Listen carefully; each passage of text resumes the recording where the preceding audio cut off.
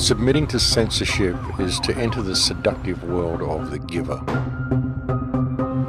The world where there are no bad words and no bad deeds. But it is also the world where choice has been taken away and reality distorted.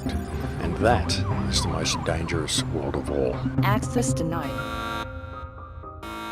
Censorship is the first act of a criminal government desperate to cover its ill-doings from the people that it is controlling. There's no reason for censorship other than to prevent people seeing things which you do not want them to see, which may reveal your own activities.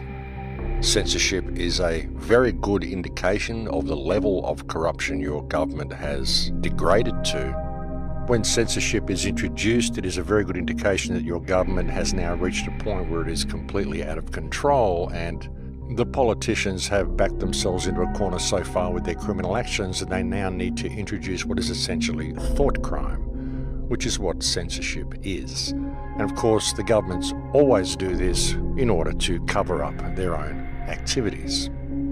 Censorship is introduced not to cover up that which is dangerous or harmful. It's introduced in order to prevent people from ever asking questions that need to be asked. And governments introduce censorship because they do not want their actions questioned. That's just the way it is. And, when the government deems itself to be worthy of dictating what people can or cannot look at, what people can or cannot say, what people can or cannot think, then you have really reached the end of any type of real society at all. In such a situation, there can be no expression of real humanity, there can be no development of genius, no development of new ideas, no thinking outside the box at all. The introduction of censorship is essentially the introduction of thought crime. It is people dictating what you can think, what you can look at, what you can't look at, what is deemed safe for you, what is deemed unsafe for you. Censorship is someone telling you what you can or cannot think, and it is someone else making that decision for you.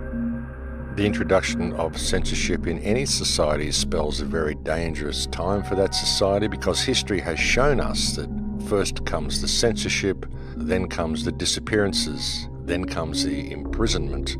Censorship is not acceptable in any progressive society. It's not beneficial to a progressive society. It's not beneficial for human development. It doesn't help anybody except those in power who have a lot to hide. And more people need to speak out about this, because approving of censorship of anyone, approving of the silencing of any voice, is approving of the censorship of yourself. That's the way it works. If you're willing to silence one voice, then you're okay with your own voice being silenced. And that might be okay in your situation in the world today, but what if something happens, you actually see something wrong and you want to say something about it and you can't? What do you do then? That's the thing, folks. People don't realize what censorship really means on a personal level, and they need to think about it. Freedom for all is freedom for all, and freedom of speech is the most basic foundation of freedom. Without that, you have nothing. So this level of censorship simply is not acceptable. Not under any type of government. Doesn't matter who they are.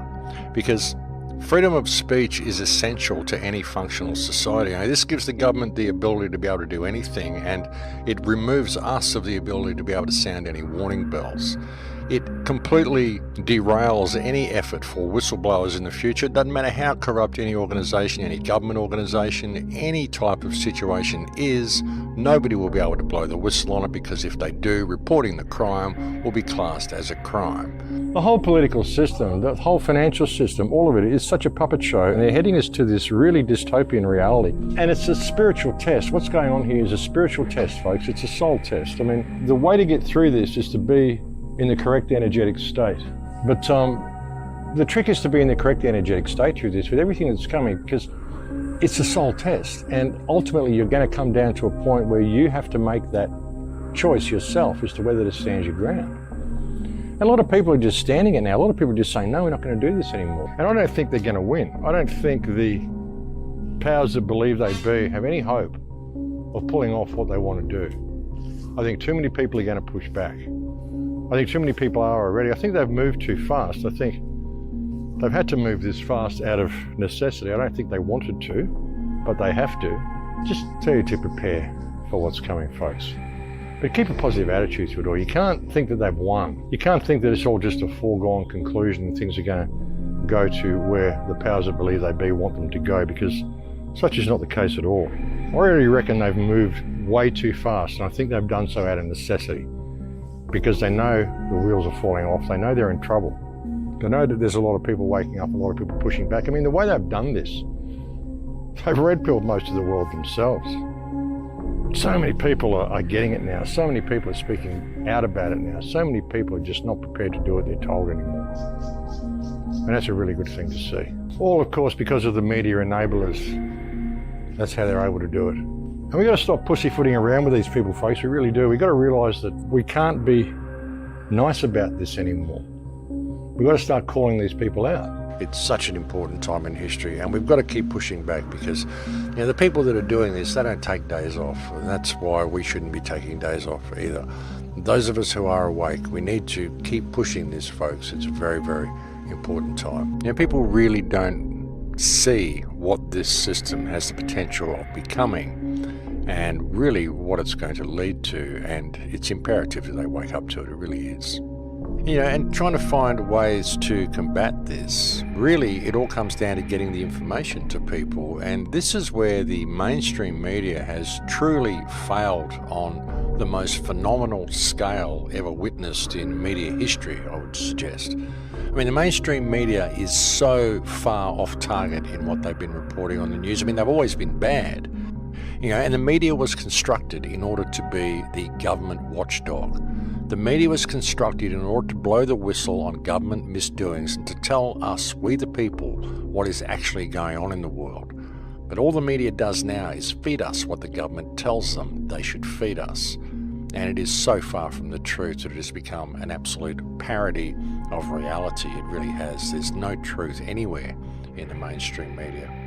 But it is getting quite desperate, folks. I mean, it's important that people really do pay attention to these things, and it's ridiculous, folks. We need to start taking things into hand ourselves, and we don't need violence or anything like that. All we need to do is make our voices heard.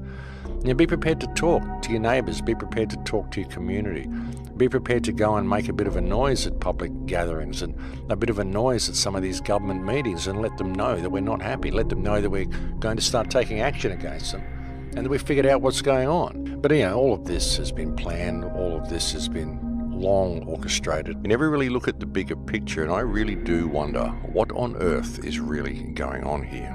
But that's what appears to be happening, And when you see that the underlying fabric of this society is based on fear, I mean, all of it is based on fear, fear-based mind control, it's the whole thing, folks. Just the way we have to worry about survival so much and gathering the paper we need to pay to be alive and getting these little pennies to put in our money boxes and, in fear of the concrete jungles we live in. Everything about this system, this whole reality is an emotional mirror.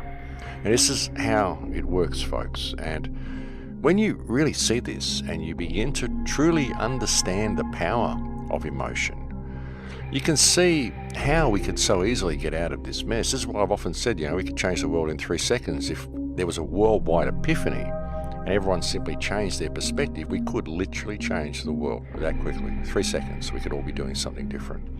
Is that going to happen? No, because there probably won't be this worldwide epiphany. But that doesn't mean it isn't possible that we can do this. That doesn't mean that isn't how powerful our minds are, because our minds are incredibly powerful. And this is why technology isn't even really the threat. The scrying mirrors and this whole smart system isn't really the threat. It's our inability to deal with it in the right way. It's our inability to love ourselves and to love each other through this. Something that's really happened with the internet, by giving everybody a soapbox and allowing everybody to have an opinion, there's been an incredible amount of hatred and trolling and energy harvesting from people online. If we can just see this in ourselves and see this perfection in ourselves, then all the barriers break down with other people and we can change the world in a day. The real way out of this system is for people to simply love each other, respect each other, allow other people to think differently. Don't tolerate what these governments are doing. Don't tolerate for voices to be silenced, even if you don't like what someone's saying. All this censorship and all this stuff, it's not acceptable, folks. And just calling this for what it is, but doing it not from a state of aggression, but doing it from a state of love and doing it from a state of respect and steadfastness. That's how to do it, folks. We've got to learn how to simply stand in what we are, folks, because that's how we change the world, you know. But again, it's not going to come until you learn how to love yourself.